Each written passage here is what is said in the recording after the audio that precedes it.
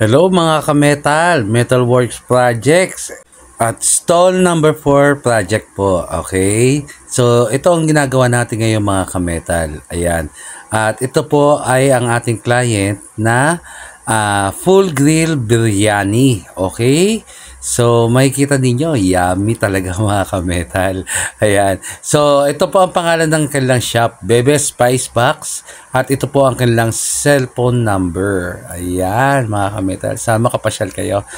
At ito mga ka-metal, kahapon ipinakita ko sa inyo yung maling kabit ng dating naggawa nito mga ka-metal.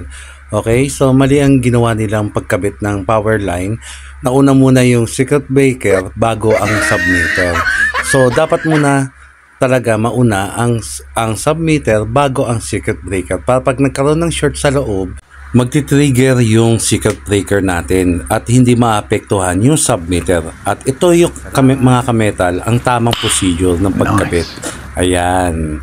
So makikita nyo ngayon mga ka-metal, itong ginawa nila sa mga outlet. So kitang-kita na agad natin na parang hindi maganda yung pagkaka-jumper sa mga outlet, okay? So ito ay trigang outlet.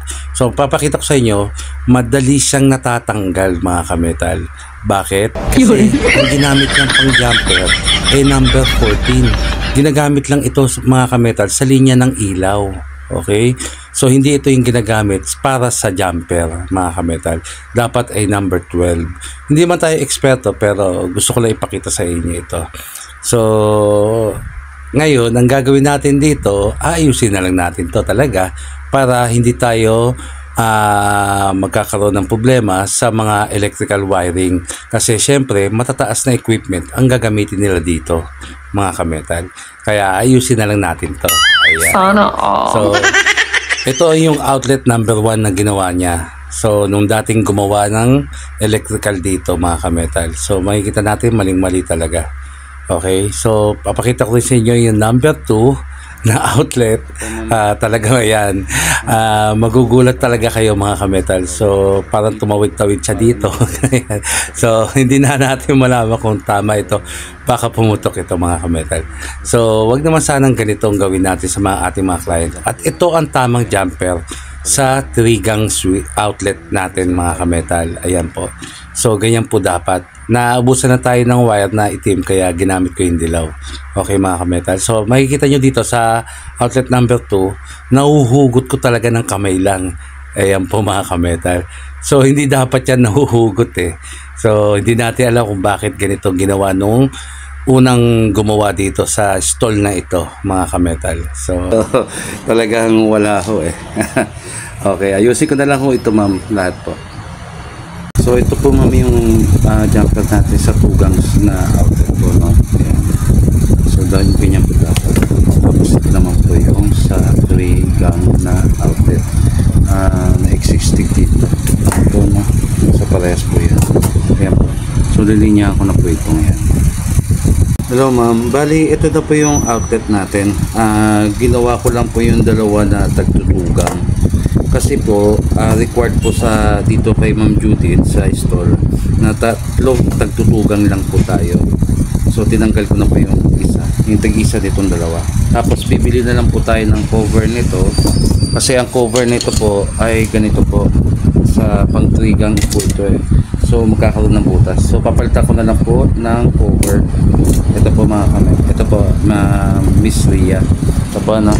Tapos yung sa po, sa circuit breaker po, ang required po natin dito 60 amperes.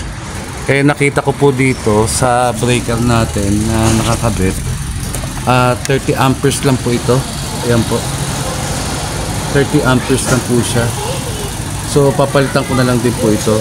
Gawin po natin itong 60 amperes kasi yun po ang required dito sa sa stall po, para hindi tayo masita. Okay po, Miss Rhea.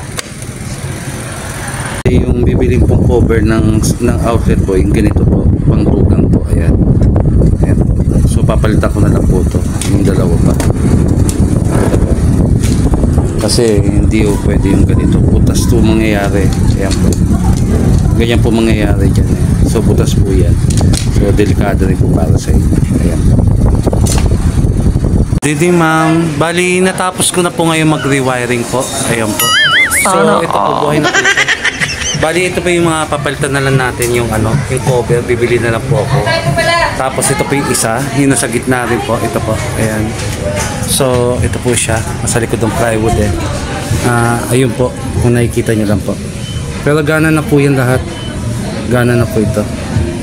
Tapos yung switch po natin, ito na po ma'am. Ito na po siya. So yung ang one natin, ito po.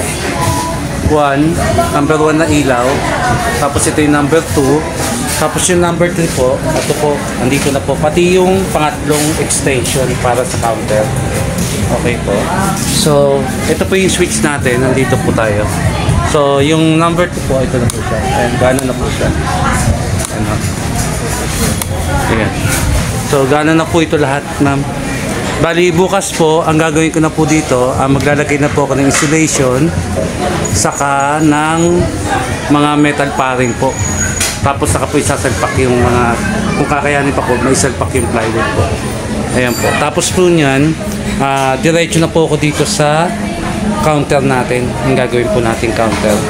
Tapos nakapaglagay na rin po ako ng ball valve dito po sa tubig. Ito ho. So kailangan ko po yung mismong nyo po, gagamitin na lababo para po ilalagay. Titignan ko kasi kung paano ko ilinya yung water meter po. Baka kasi malak po eh. Pag nilagay ko kagad yung water meter, baka po humarang.